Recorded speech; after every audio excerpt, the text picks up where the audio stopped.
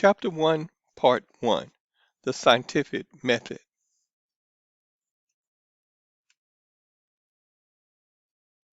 Now to continue with this, we go on to the next slide.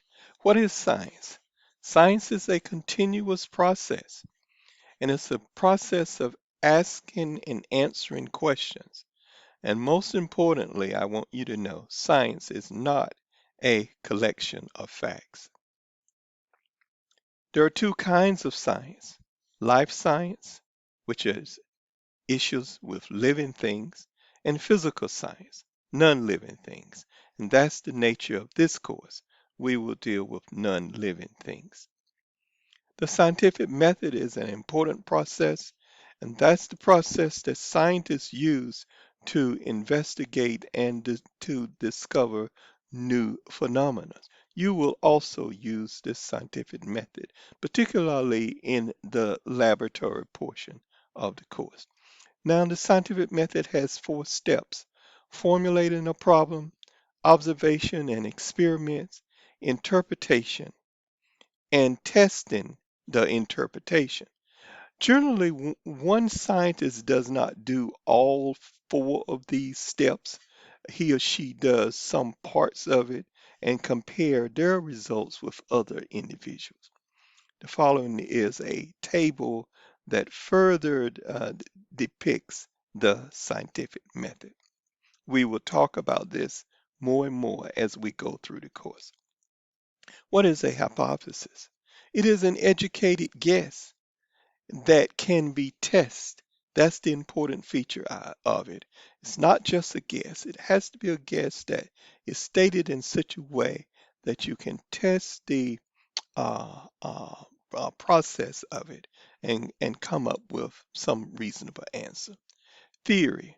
The theory is the synthesis, and that word synthesis means combination of a large body of information encompassing well-tested and verified hypotheses from experimental observations. Observation and experiment. Observation can be done without an experiment. An experiment is a careful observation that may require recording quantitative information about the observed phenomena. An experiment is simply manipulating nature and then observing the results. This is the process that a scientist uses to run an experiment. Laws of nature, and they represent our current best understanding. And I want to emphasize current best understanding. You will find as we continue that we have had over the years, hundreds of years, different laws that we thought were valid, but now we know that they are no longer true. And so it represents the current best understanding, subject to change based upon additional observation, and apply everywhere in the universe. That's what the laws of nature do, from atoms to galaxies, and can be used to predict unknown phenomena. And they can allow us to understand what occur in places we cannot examine directly. Theories and models. A law tells us what, a theory tells us why. Models is a simplified version of reality, such as the earth is a sphere, and it's nice to think of that, and we'll talk further about why is the earth a sphere? Why all of the heavenly bodies are spheres? That's a question that I hope you have, and we'll answer that question. Why science is successful. Scientific knowledge is not frozen. We constantly add to it. Scientists question previous results, and common sense is not a valid argument in science. Common sense is necessary in living on this planet for sure, but common sense itself has no place in the scientific process. Survey of the sky. For people living in the northern hemisphere, everything seemed to circle the North Star, and that star is called Polaris. And now, groups of stars are visible as constellations based on legend and myth. That's all they are. Now, constellations are no more than a pattern of stars that you can see on a clear night. And once you see them, observe them so often, you begin to see, oh yeah, there is some consistency here. I can see a shape that I recognize. And the Greeks were the first to include science in their explanation. Believe in the perfect universe they did. The universe is spherical and finite. Okay, let me go on. The sun, moon, and planets. Sun and moon appear to drift eastwards in the sky since they move more slowly than the stars. Planets sometimes appear to reverse their direction, and that's called retrograde. That means that if you are observing a planet from the Earth, you can observe it typically moving eastwardly across the sky from one night to the next night, and then at some point it seems to retrograde. Why is that? And you will begin to understand that's because not only are you observing a planet that's circling the sun, but the planet that you're on is also circling to the sun, and these planets are moving at different speeds. Therefore, the outer ones tend to have the appearance of retrograde. Planets mean Greek for wanderers, appear as stars, but move over time. So once you can recognize planets in the sky, they will have the appearance as stars, but they move or they wander. Named after Greek Roman gods, move in complex pattern. And I want you to know about the Ptolemaic system. And the P is silent, Ptolemaic, Ptolemaic system. And Ptolemaic has it that the earth is at the center of the universe, called the geocentrism. But we know that this system is no longer correct. The Ptolemaic system is wrong. And now we have a system that explains it. But you need to know that this is one system that is surely wrong, that people thought was correct for hundreds of years. And this now is one of the complexity of the Ptolemaic system. Yes, the earth was at the center, as you can see in this figure, with the idea that the planets then move in strange circular orbits in their pattern. So the Ptolemaic theory of the universe was one of the longest living theories ever devised. And observation continued, the Ptolemaic system failed to reliably and accurately predict exact locations of observed celestial objects. As I say, the Ptolemaic system now we know is incorrect.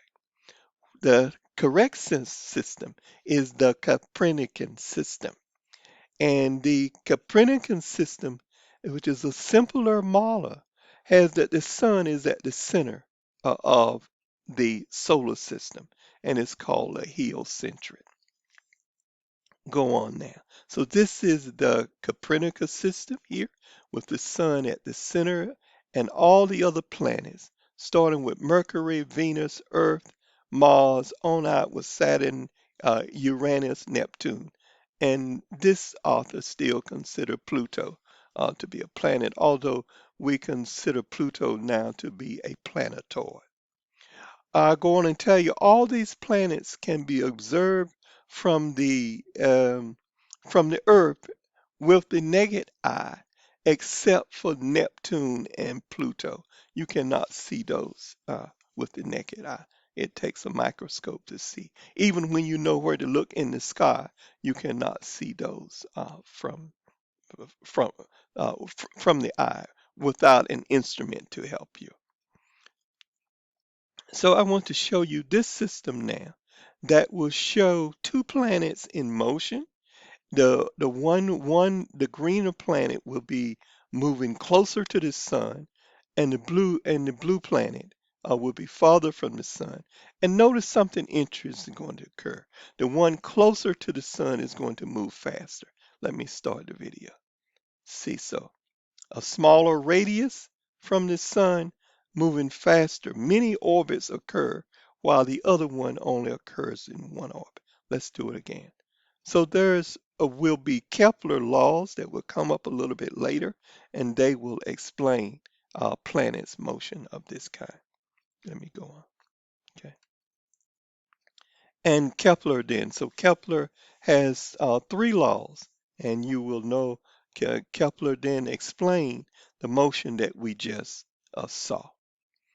The first law is planets, the path of the planets around the sun or ellipses, and the sun is at one foci of that ellipse. This is another illustration then of, of the first law. So you just see the planet moving around the sun in this pattern here. Okay. So the planet is just moving. The sun is at one foci is here, another foci is there.